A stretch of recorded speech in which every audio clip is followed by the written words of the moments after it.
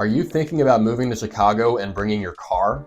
Well, in the near decade that I've lived here, I have worked in the trenches as everything from an Uber driver, an Amazon delivery person, to these last few years as a full-time real estate agent. And what all of those things have in common is that I have been in my car a lot. The number of miles I've driven in this city is well into the high six figures at this point, and well, I've learned a thing or two about driving in the Windy City that I think might benefit you to know before you move here.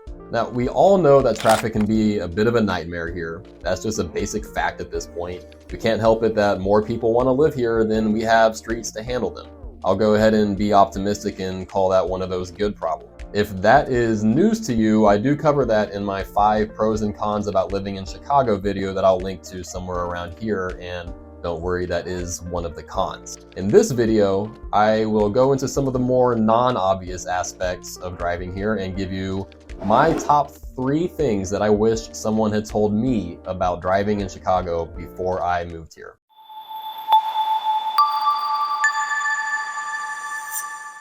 Hello everyone, my name is Jake Lyons, realtor in Chicago with @properties and founder of thechicagohomesource.com, bringing you well-informed, data-driven content. If you are in the market and need some guidance, you can book a call directly with me in my Calendly link in the description below, or visit thechicagohomesource.com and see every property currently on the market in Chicago. Now let's get into it. The first thing I wish someone had told me before I moved to Chicago is to beware of red light and speeding cameras. Folks, it has happened. Orwell was right, Big Brother is watching, Skynet has gone live, insert whatever your favorite pop culture reference is here is happening. Okay, so imagine you're driving along, minding your own business, and suddenly a big bright flash of light happens behind you. What was that?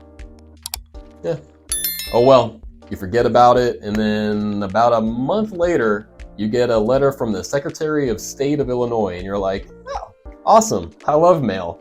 I bet this is a belated birthday card, or maybe a thank you for being such an upstanding citizen, or wait, what?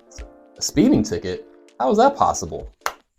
Yes, there are cameras all over the place in Chicago ready to catch you slipping, ready to catch you running a red light, turning right when you're not supposed to, going 6 miles per hour over the limit in a school zone at 10 p.m. Don't do it. They will get you. You can mitigate this by, well, driving the speed limit and not running red lights, I guess, but also by using Waze or Google Maps and paying attention to the icons on the map that tell you where those cameras are. The second thing I wish someone had told me was how to park downtown. So I don't earn a commission from Spot Hero when people download it, but I kind of feel like I should, because it's rare that a week will go by that I don't recommend it to someone. If you're going anywhere near downtown for any reason that involves parking for longer than a few minutes, downloading the Spot Hero or ParkWiz app is non-negotiable. Not to do so is simply foolish.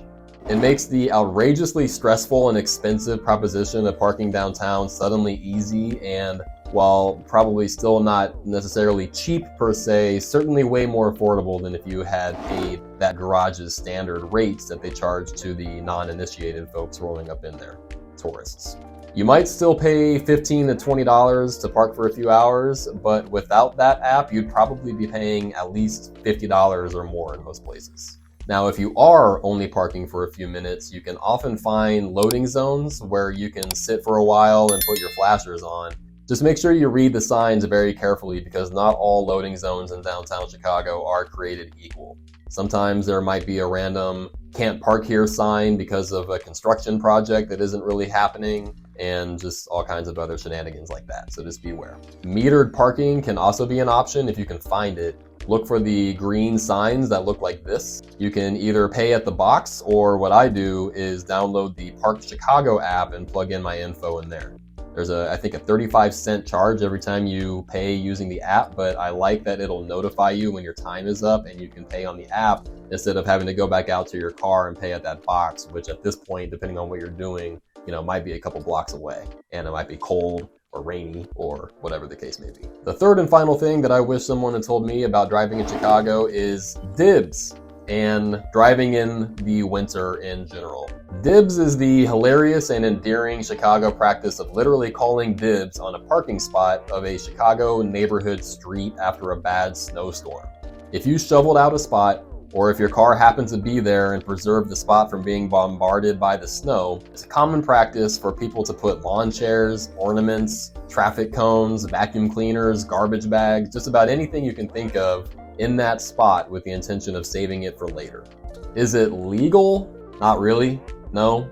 Is it honored? It kind of depends on how confident you are that someone won't mess with your car later on, I guess. You can call 311 on them if you really want to, but odds are that will be pretty low on the police's agenda.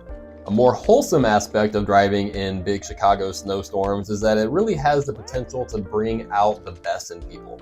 Just about every time it happens, you'll see strangers stopping what they're doing and helping someone get out of a jam. Bringing shovels out, pushing the car, guiding them as they try to rock it back and forth out of the jam they're in, putting cardboard down under the tires to create traction and friction as if that has ever done anything.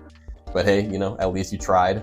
And this is kind of like the ultimate pay it forward thing. I've certainly been on both the giving and receiving end of getting a car stuck and unstuck, and either way, you come away a better person somehow. So a few rapid fire quick tips for winter driving are: back wheel drive cars are a bad idea here.